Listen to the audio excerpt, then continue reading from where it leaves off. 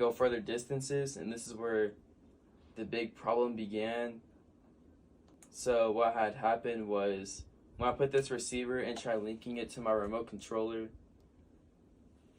they was not talking to each other, which was kind of weird because with all my other builds, they talked to my controller just fine. So what I had to do was I did a whole lot of research. I started researching like what was happening. I wanted to see if anybody else was having the same problem. So what it turned out being was I had needed to like flash new firmware onto the chip, and it still wasn't working. I was like, what? Why isn't it working? So keep in mind, I was still on my old receiver before I upgraded that.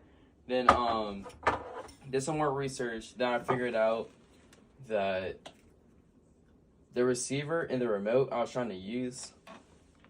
Gotta get my remote.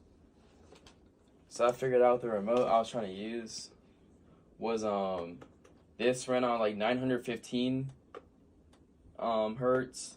Then the receiver I was trying to use only runs on like 2.4. So they were on two separate wavelengths. I was like, oh, that makes sense, right?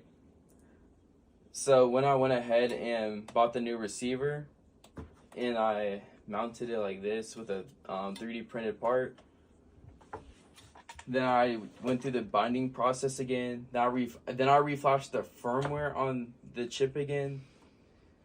And after, I would say, maybe 7 hours of researching, it finally worked. I was super happy. Then I went to go test out the range, and this thing went way over a mile.